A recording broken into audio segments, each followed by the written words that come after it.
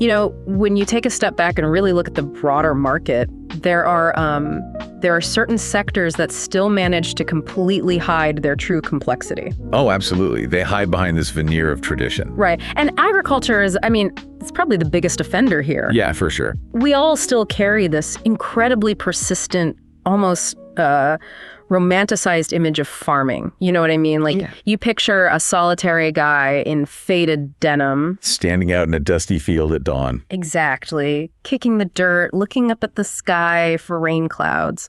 It all feels very analog, very rooted in this bygone era. It's a great story. It's a compelling narrative, but it's fundamentally disconnected from reality. Yeah. When you actually look at the mechanics of the global agricultural supply chain today, that whole rustic Norman Rockwell painting it completely dissolves. Because we aren't just looking at dirt and tractors anymore. Right. Not even close. The modern agricultural sector is this massive nexus of cutting-edge bioengineering, highly sensitive global trade flows, and some of the most sophisticated corporate finance engineering on the planet. Which is wild to think about. It is. The modern farm is essentially a localized open-air manufacturing plant. Right. And the inputs powering that plant, the seeds and the chemicals, they are driven by billions of dollars of continuous R&D. Which sets the stage perfectly for what we are digging into today. Welcome to a special rapid-fire data-forward edition of the Deep Dive. Yeah, we're heavily focusing on our Talk Tickers framework today. Exactly. Our target is the Q2 2026 earnings call for Corteva Inc., trading under the ticker symbol CTVA. A fascinating call to break down. It really was. And the mission for this deep dive is straightforward. We are going to take the principles of the Talk Tickers framework, the goal of giving you data-forward, jargon-free, actionable analysis. And we are applying that to extract the actual signal from this massive corporate update. Right, because we are stripping away the safe harbor statements, all those corporate pleasantries from the transcript. There were a lot of those. You had outgoing CEO Chuck Magro, CFO David Johnson, and the incoming leadership for their upcoming spinoffs all on the line. Lots of voices. But we want to understand what is structurally happening inside this massive agricultural giant, and more importantly, what it actually means for you if you are holding or even just evaluating the stock. Because look, earnings calls in this sector can be notoriously opaque. Oh, totally. You have these management teams trying to balance highly technical agronomic updates with strict Wall Street financial guidance. Right, and they're navigating questions from analysts who, frankly, are often way more concerned with next quarter's cash flow than a decade-long chemical R&D pipeline. Exactly. So our job here is to bridge that gap. We need to look at the raw numbers they just posted for the first half of 2026. Understand the operational narrative driving those numbers. And critically evaluate the forward guidance they just laid out. So let's jump straight into the math of the present. Let's do it. Looking at the first half of 2026 for Corteva, the headline metrics are aggressive. Particularly when you factor in the broader inflationary headwinds the global economy is still trying to digest. Yeah, the macro environment is not exactly easy right now. No, it's not. But they reported net sales increasing by 4%, reaching $11.3 billion. Right. And a 4% top-line bump on an $11 billion base, that is substantial. It really is. That represents real, tangible volume and pricing power flowing through their system. But, and I think you'd agree, it's a solid top-line beat, sure, but the top line is arguably the least interesting part of this transcript. Oh, without a doubt. Yeah. The structural story here is living entirely in their profitability metrics. Yes. So Corteva's operating EBITDA for the first half, it jumped by 10%. Yeah. Up to $3.7 billion. Wow. And when you look at the margin profile, this is where it gets crazy. They expanded their EBITDA margins by nearly 200 basis points. Landing at, what, 32.8%? Exactly. 32.8. Now, for a company that is moving physical, heavily regulated biological and chemical products across global supply chains. Right. It's not software. Exactly. Pushing margins past 32% is a testament to some serious internal optimization. And obviously that cascades right down to the bottom line. It does. They posted a 14% increase in operating earnings per share. Which is huge. And because of this momentum, management actually did something pretty bold. They hiked their full-year guidance mid-year. Yeah, they bumped their operating EBITDA target to a range of $4.1 to $4.3 billion.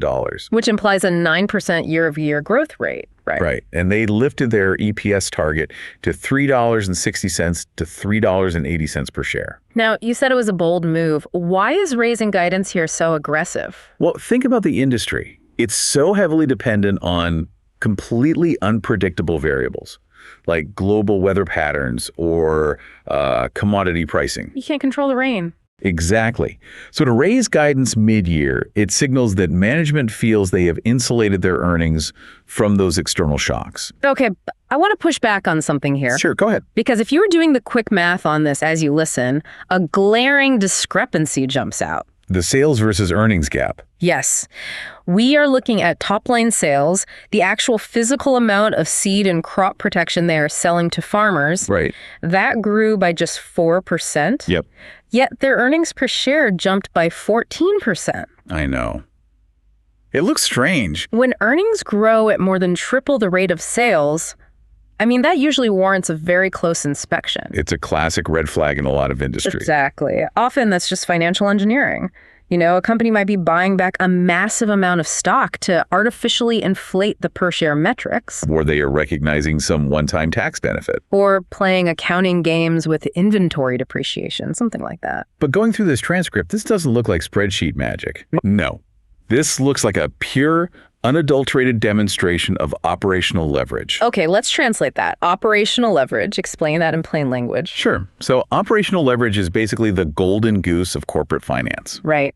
When a company achieves this, it means they have successfully decoupled their revenue growth from their cost growth. Okay, I like to think of it like running a commercial airline. Oh, that's a perfect analogy. Walk through that. Well, the fixed costs of flying a huge plane from New York to London are astronomical. Right, millions of dollars. Exactly. You have to pay for the jet itself, the aviation fuel, the pilot's salary, the landing rights at Heathrow, the insurance. And those costs are completely locked in. Right. Whether that plane is carrying 100 passengers or 200 passengers, you have to pay all of that. So if you only sell enough tickets to cover those fixed costs, you are literally just breaking even. Exactly. But once you cross that break-even threshold, the math changes violently. Because every new ticket is pure profit. Exactly. If you sell just 5% more tickets, maybe 10 extra people sitting in the back row, the revenue from those extra tickets doesn't have to pay for the fuel or the pilots anymore. Those costs are already sunk. The only variable cost for those 10 extra passengers might be, a few bags of pretzels and a can of soda. Right.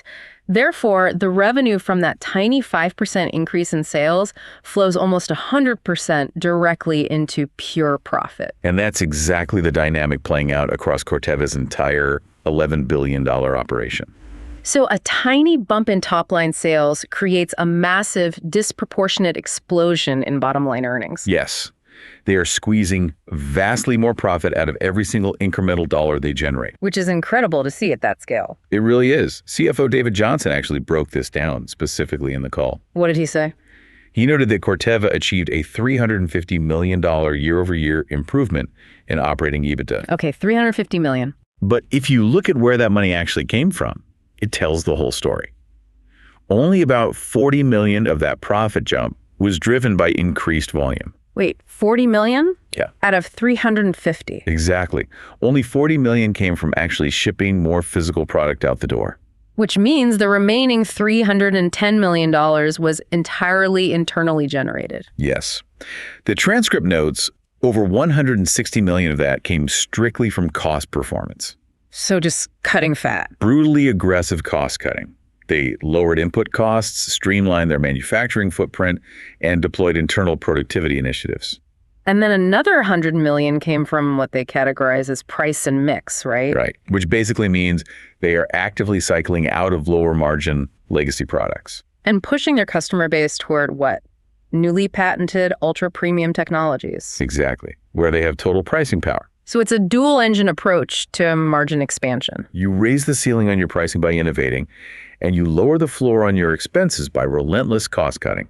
Which is so crucial because in an industry where you cannot control the weather or the spot price of a bushel of corn, controlling your internal cost structure is literally the only viable way to guarantee earnings stability to Wall Street.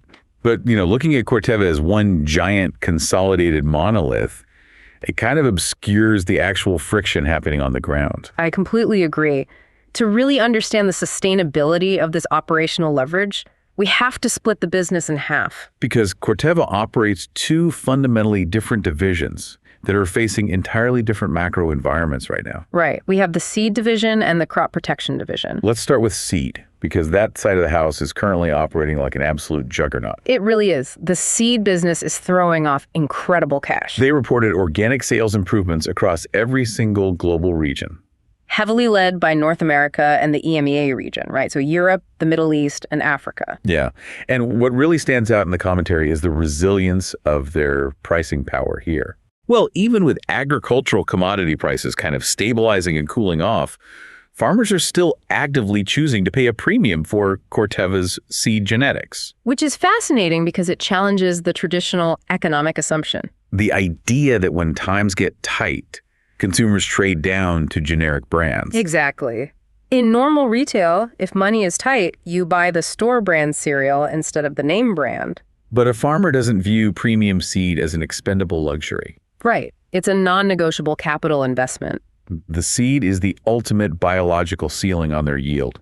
Right. If a farmer buys a cheaper legacy seed, they are basically capping their potential revenue before the tractor even leaves the barn. Exactly. Because Corteva's premium seeds, they are engineered with these highly advanced genetic traits. They are drought resistant, they have built-in defenses against specific localized pests. And they are optimized to produce more bushels per acre under stress. So the return on investment for the farmer vastly outweighs the upfront premium they have to pay Corteva. Which is why management was able to highlight that they actively captured market share in the highly competitive North American corn and soy markets this quarter. But wait, there is a secondary revenue stream here that I think is drastically altering their margin profile. Oh, the out-licensing business. Yes.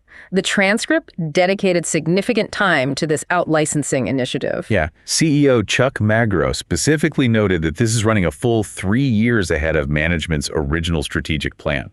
And this model is fascinating to me because it completely changes the nature of what Corteva actually is. They aren't just a farming supply company anymore. No, they are functioning like a Silicon Valley tech platform. Okay, I like where you're going with this. Give me an example. Think about how Google approaches the smartphone market. Okay. Google developed the Android operating system, right? But they don't restrict that software only to their own Pixel phones. Right. They license Android out to Samsung, Motorola, and dozens of other hardware manufacturers. Exactly. Google collects data and revenue regardless of whose physical phone you actually buy. And Corteva is executing the exact same playbook, but with biological software. Yes. They spend billions developing these highly advanced genetic traits. And instead of hoarding that intellectual property and only putting it in their own branded bags of Pioneer seed, what do? They license those genetic traits to competing independent seed companies. They let the other companies handle the physical logistics of growing, bagging, and distributing the actual seed. While Corteva simply collects a high-margin royalty check for the IP. It is arguably the most efficient revenue stream a business can possess. Because it involves virtually zero physical manufacturing or distribution costs on Corteva's end. Right, so the margin on that licensing revenue approaches 100%. Which is staggering. CFO David Johnson quantified this on the call. He noted that first half EBITDA benefited from approximately $90 million in improved seed net royalties. That is $90 million of pure, recurring, high-quality profit dropping straight to the bottom line. Acting as a massive anchor for their overall margin expansion. So, the seed division is the undisputed growth engine right now, leveraging both physical market share gains and this high-margin IP licensing. Yeah. Seed is crushing it. But the narrative gets significantly more complicated when we pivot to the other side of the ledger. Crop protection. Yes, the crop protection division. And the transcript contains some very specific, highly sanitized Wall Street language regarding this division that we really need to decode. The jargon alert. Right. The CFO flagged a headwind, stating they are facing, and I quote, pricing pressure due to competitive market dynamics, particularly in Latin America. Ah, yes. Competitive market dynamics. When an executive uses a phrase like that, what does it actually mean? It is usually a polite euphemism for a brutal, margin-crushing price war. A price war. Let's dig into that. To grasp the severity of this, you have to look at the specific geography they're calling out. Latin America, specifically Brazil, right? Exactly, Brazil. The Brazilian agricultural sector is an absolute titan. It's massive. And it is a critical growth market for every single major agribusiness on Earth. But right now, the Brazilian crop protection market is being heavily destabilized. Yeah, by an influx of cheaper, generic chemical alternatives. The transcript specifically highlighted pre-emergent herbicides as the primary battleground. Let's define that real quick for context. What is a pre-emergent herbicide? Okay, so a pre-emergent herbicide is a specialized chemical application that a farmer sprays on the bare soil before they even plant the seeds. Or right after planting, but before the weeds actually germinate. Right. It creates a chemical barrier in the topsoil that prevents weed seedlings from ever breaking the surface. And Corteva held highly lucrative patents on several of these key chemicals for years. Giving them essentially a monopoly on the pricing. But those patents expired a couple of years ago. So now we are seeing the classic generic cliff. It's a dynamic very similar to the pharmaceutical industry. Right, like when a blockbuster drug loses patent protection. Exactly. Generic manufacturers step in and instantly crash the price. And in agriculture, where are these generic chemicals coming from? Many of them are manufactured in massive bulk facilities in China and then exported globally. So picture this. You have a Brazilian farmer who is currently managing a very tight balance sheet. They are presented with a choice. They can buy the premium branded Corteva herbicide they've used for years. Or they can buy the identical generic chemical compound imported from China for a fraction of the cost. And in a tight credit environment, brand loyalty just evaporates, right? Oh, completely. The generic product becomes the default choice. Which forces Corteva into a defensive posture. They have to slash their own prices on those older post-patent chemicals just to maintain their volume. They have to defend their market share against the generic. Exactly. Yeah. So they are absorbing a direct hit to their top-line revenue in Latin America because they simply cannot command the historical premium for those specific molecules anymore. And the transcript confirms this, right? Pricing in the entire crop protection division was down in the low single digits for the first half of the year. And management projected it will remain down in the low to mid single digits through the second half. And that headwind is almost entirely isolated to this generic influx in Latin America. But this brings us right back to the central mystery of the quarter. The operational leverage again. Yes. If Corteva is being forced to actively slash prices on their herbicides in one of the largest agricultural markets in the world, how did the crop protection division still manage to expand its profit margins? It seems mathematically impossible. Taking a price cut usually compresses margins instantly. Beating that mathematical squeeze requires incredible execution. It really does. And they engineered a two-pronged defense to pull it off. Okay, what's prong one? The first prong is outrunning the generic cliff through continuous innovation. Outrunning it. Right. While the older legacy chemicals were bleeding price to generics, Corteva was simultaneously launching a wave of newly patented proprietary products. These new active ingredients. Exactly. They feature novel modes of action. Which means what exactly? It essentially means they are new ways of attacking pests or weeds that have already developed resistance to older chemicals. Oh, I see. And because these molecules are protected by fresh patents, competitors cannot legally reverse engineer them. Right. Corteva saw high single-digit volume growth on these new products. And more importantly, they maintained absolute pricing power on them. They are essentially cannibalizing their own legacy portfolio before the generics can do it for them. Which is smart. The CEO noted that this new product portfolio is already approaching $2 billion in annualized sales. Yeah, $2 billion.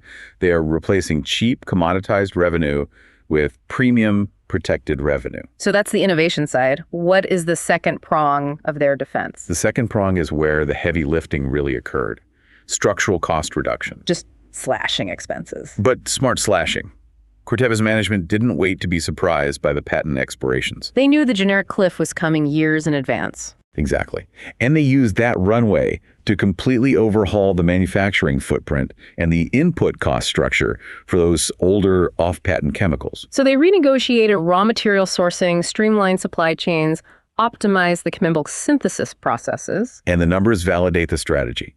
The transcript stated that cost performance across the business added over $160 million to the bottom line. So the dynamic in Brazil is striking. It is. Corteva did have to lower the selling price of their older chemicals to compete with the Chinese generics. But through years of supply chain optimization, they lowered the actual cost to manufacture those chemicals even faster than the sale price fell. That is wild. They protected their profit margin by fundamentally lowering the floor of their expenses. It requires immense operational discipline to pull that off on a global scale. And this level of internal optimization is particularly crucial right now, isn't it? Oh, yeah. Because Corteva is currently in the middle of executing one of the most complex corporate maneuvers in the public markets. This is the massive structural catalyst hanging over the stock. On October 1st, 2026. Yes, October 1st.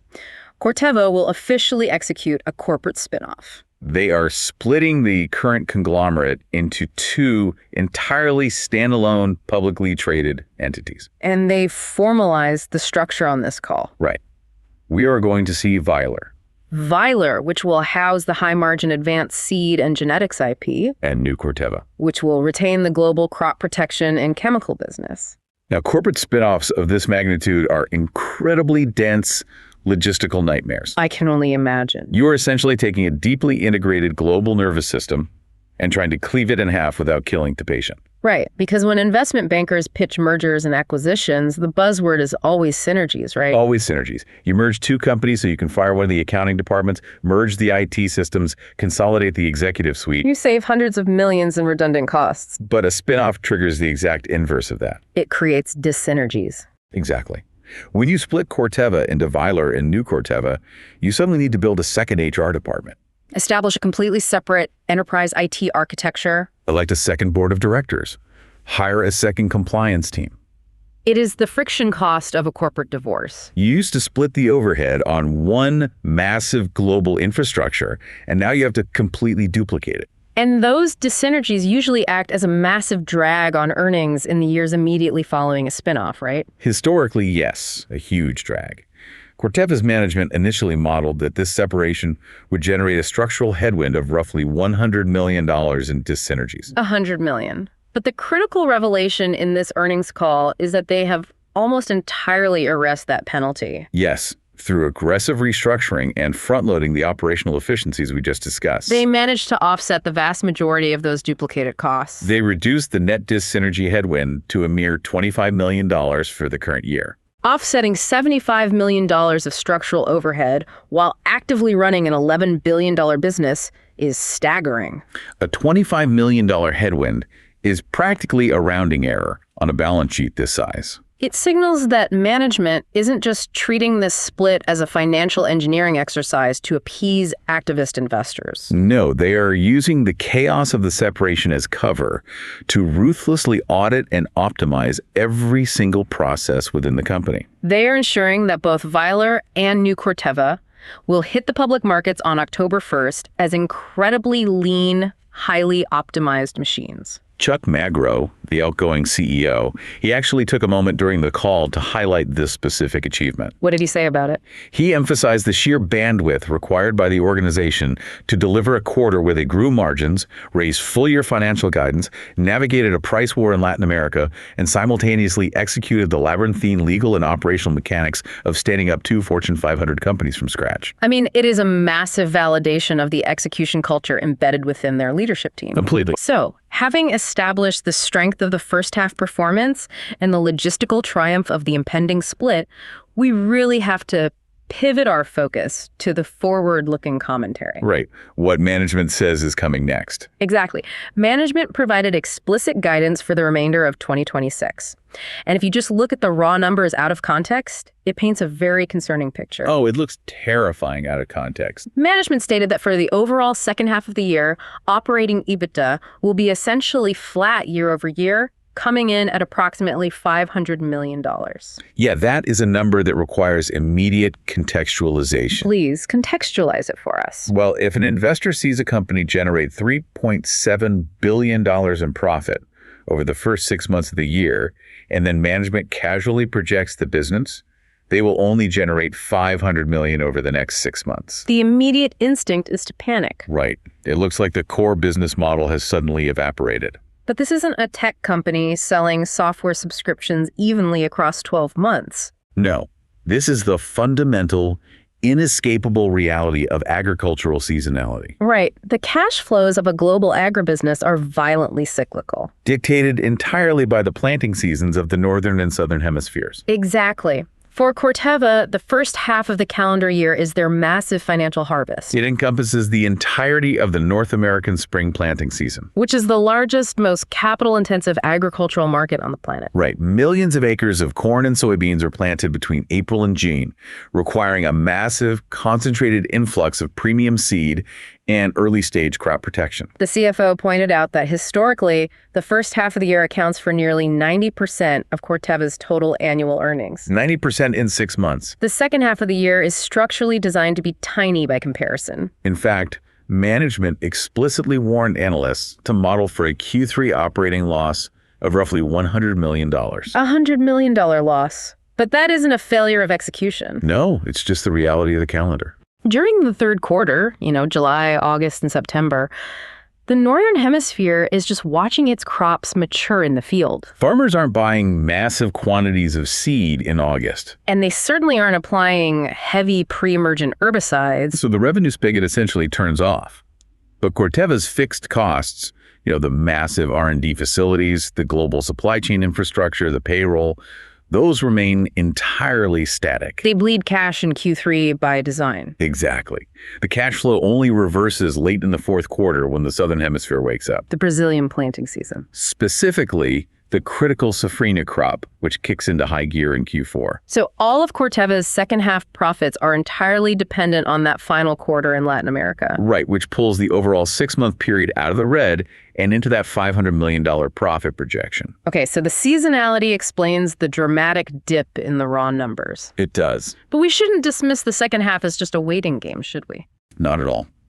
Management dedicated a significant portion of the Q&A session to highlighting real, tangible macro headwinds that could threaten that Q4 Brazilian revenue.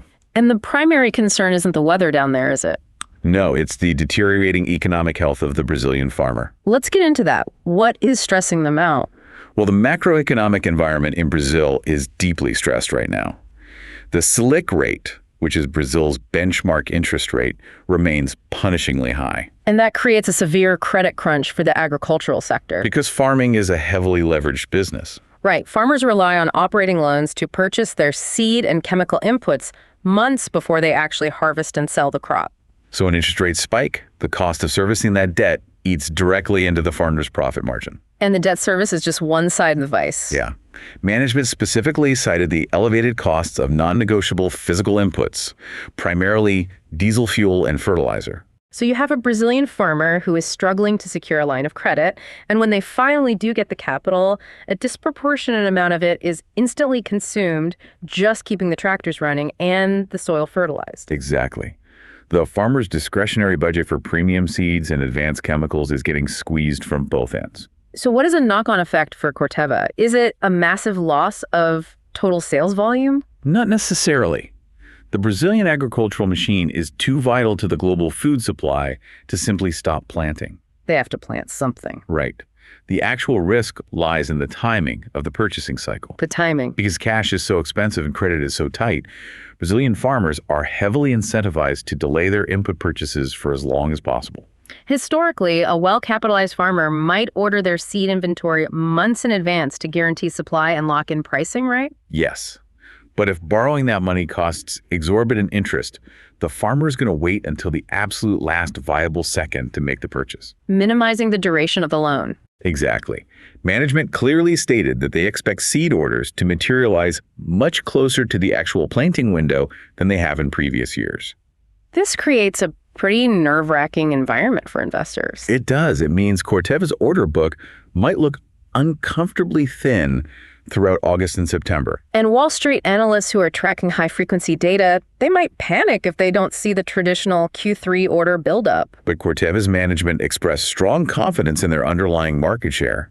They are maintaining that the purchases will eventually happen in Q4 when the seed physically must go into the ground. But they are actively managing expectations. Acknowledging that the macro environment is forcing their customer base into a highly cautious, just-in-time purchasing pattern. Okay, we've covered a massive amount of ground here today. Really have. We've parsed the aggressive profit beats in the first half.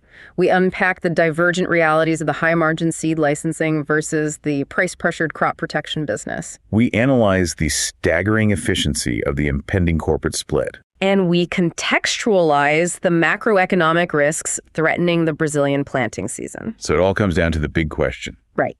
This brings us to the ultimate question for any investor dissecting this transcript. Based on the totality of this data, we have to synthesize a definitive stance. Are we bullish or bearish? Does this earnings call signal a bullish or bearish trajectory for the stock? Well, when you strip away the macroeconomic noise and you focus purely on the operational execution demonstrated in this transcript, I have to take a firmly bullish stance. I am entirely aligned with that, completely bullish. Why is that for you? The bullish thesis here is built on a very simple premise: resilience. Resilience, exactly. Corteva is executing masterfully on the variables they actually have the power to control. Right. They have no influence over the Brazilian central bank's interest rate policy. And they cannot stop Chinese chemical manufacturers from flooding the market with generic herbicides. But they have absolute control over their internal cost structure. And they proved they can pull $160 million out of their operating expenses just to defend their margins. And more importantly, they control their proprietary innovation, which is the ultimate moat. The innovation pipeline is the ultimate moat against commoditization. Luc Kassam, the incoming CEO for the standalone new Corteva, he made a critical point during the call. What was that? He highlighted that 2/3 of their current crop protection portfolio consists of differentiated proprietary technology. 2/3. They are systematically pivoting away from the race to the bottom pricing dynamics of legacy chemicals. And, they also announced a pipeline of 7 new active ingredients scheduled to launch over the next decade. 7 new active ingredients in the agrochemical space is massive. It takes years and hundreds of millions of dollars to develop a single new mode of action that actually passes global environmental and regulatory scrutiny. That pipeline ensures they have a continuous stream of patent-protected, high-margin products ready to cycle in as older products face generic competition. It is a self-sustaining margin engine. But the most compelling evidence for the bullish case is the guidance hike itself. Right. Raising your full-year earnings forecast when your primary end customer is facing a severe credit crunch and tight operating margins. That is a profound display of corporate strength. It confirms that Corteva's products are not discretionary. They are mission critical. The company is optimized to the point where they can expand their profitability even when the macroeconomic wind is blowing directly in their face. So for anyone holding CTVA stock right now or evaluating an entry point, what is the actionable takeaway? The most critical takeaway isn't actually the current quarter's earnings. It's the structural catalyst rapidly approaching on the calendar. The event in September. Yes. The actionable event is September 15th. Corteva is hosting a major investor day in New York City. And that event will serve as the financial coming out party for the split. Management is going to unveil the highly anticipated 2029 long-term financial frameworks for both Vylor and new Corteva. They will provide Wall Street with the granular financial architecture. Revenue projections, margin targets, capital allocation strategy. Everything for how these two standalone entities will operate over the next several years. This presents a highly unique arbitrage opportunity in the public markets. How so?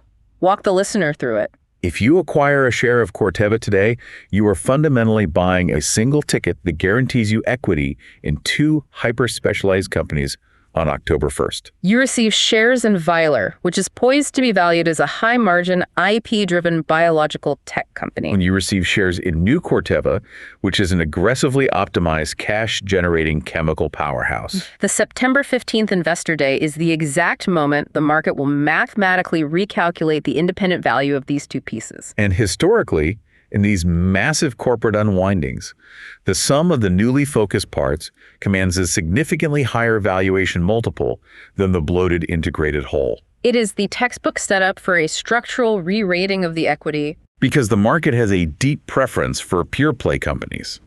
It allows investors to precisely target their capital allocation without dealing with conglomerate discounts. Which opens the door to a much larger industry-wide implication that I want to leave you with today. A final provocative thought. Oh, I like this. Lay it out. By deliberately choosing to shatter their own conglomerate structure, Corteva is placing a massive, highly visible bet against the prevailing wisdom of the last 20 years. The consolidation trend. Right. For decades, the global agricultural sector was defined by relentless consolidation. Massive chemical companies buying massive seed companies to create these impenetrable, vertically integrated monopolies. And Corteva is stating unequivocally that the era of the agricultural conglomerate is dead.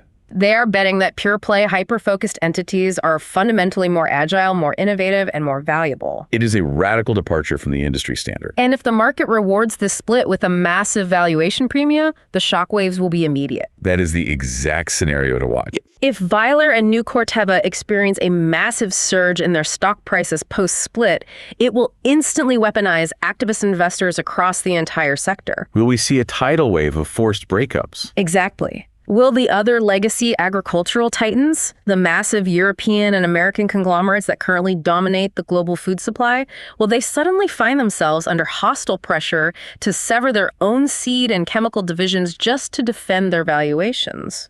Corteva might not just be restructuring their own business. They might be triggering the complete deconstruction of the modern agricultural monopoly. And the first domino falls on October 1st. It's a paradigm shift that will literally redefine how capital flows through the agricultural supply chain for the next decade. It is an incredibly high-stakes environment and one we will be tracking very closely as we approach that September catalyst. So keep analyzing the transcripts, keep questioning the consensus, and keep looking for the signal buried in the noise.